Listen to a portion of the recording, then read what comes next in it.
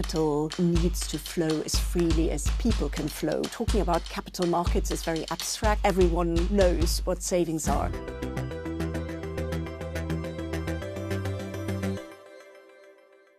Welcome to The Big Question, a series from Euronews where we speak to some of the most influential people in the world of business. And today is no different. I'm joined by Verena Ross, who is the chair of the European Securities and Markets Authority. It's a real pleasure to have you on the show, Verena. Thank you very much, Angela. It's a pleasure to be here. Now, ESMA's key mission is to enhance investor protection, promote orderly financial markets and safeguard financial stability.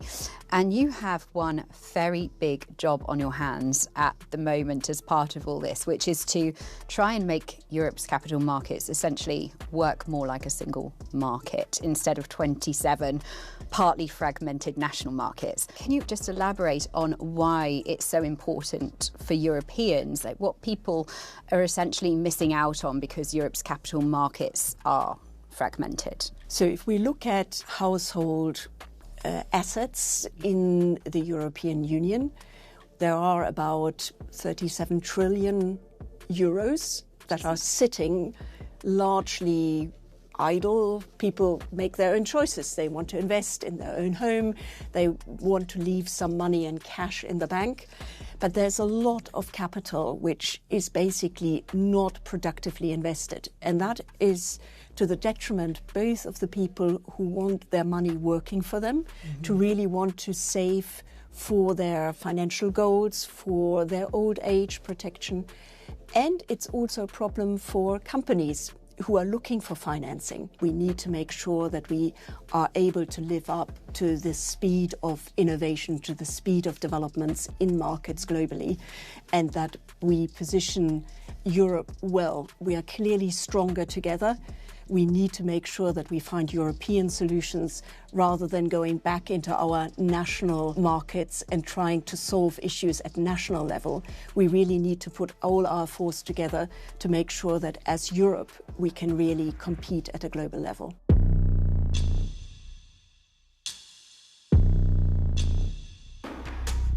Now, the Capital Markets Union has recently been rebranded as the Savings and Investment Union. Why the rebrand? So there was the idea that, talking about capital markets is very abstract, it's quite technical.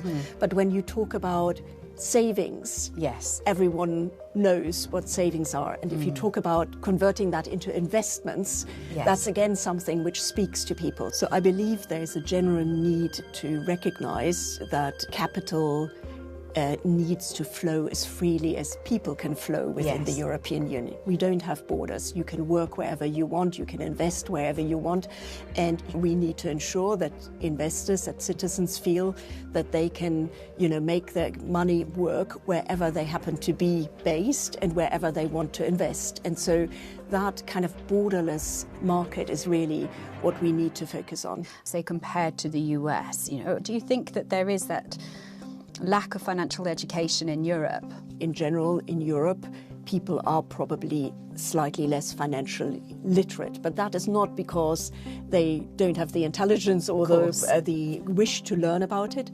It's more the fact that in America, because you don't have state guaranteed pay-as-you-go pension schemes, anyone who works and who needs to think about his old age needs to directly be engaged in thinking about investing in capital markets. In Europe, that's not necessarily the case, and I believe that we as Europeans need to be sure that we ask ourselves the right questions at the beginning of our careers. How can I make sure that I use my money to the best effect? Even if it's not very much on a monthly basis, it can still make a difference if you invest that in a product or that in the long term will provide you with a decent return. Indeed, and Verena, there seems to be a misconception there that you need a lot of money to invest, but what would you say to that? I think what we actually see in many European countries is that when you create that right framework and environment, you can actually see real differences in how the prospects for investors and companies change. You see, for example, in Sweden, They've made quite significant reforms 10, 15 years ago to their pension system, to their taxation system, and to the whole ecosystem around investing and funding. That has really made a difference and has made now investors in Sweden much more financially literate, much more engaged in capital markets, and also giving them returns from the capital market investments that maybe they started 10 or 15 years ago. At the same time, we see that the capital markets are quite vibrant there, because you have actually companies going to the markets because they know there are investors that are interested. Similarly, we see in some countries at the moment a real uptick in looking at digital service providers to maybe invest a bit, putting 5 or 10 euros aside. You know, you can actually start with something quite small potentially and still see that developing. But you also need to make sure that you are actually well informed when you take those decisions, that you understand the risks, the costs, and the opportunities that come with investing in capital markets. So we need more easily digestible information. We need more comparative sites that allows each of us to take the informed decisions that we need to take about our money. And Verena, how concerned are you about the rise of what they call finfluencers, financial influencers, giving investment advice on social media? We all live in a world where social media is becoming more important, and finfluencers, so the people who are trying to influence on finance matters, can play an important role to help investors get information.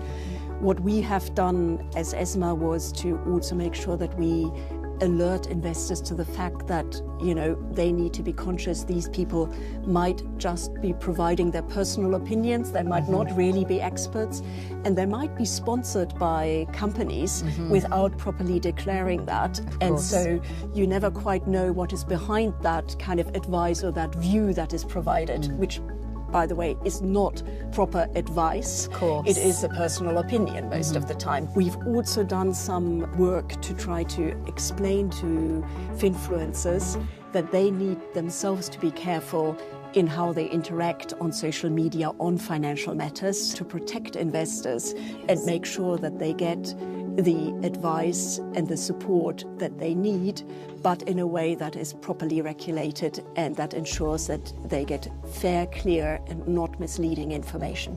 Verena, it's been a pleasure to have you on the show, and thank you very much for sharing all of your excellent insights with us. Thank you very much, Angela. It's been a pleasure.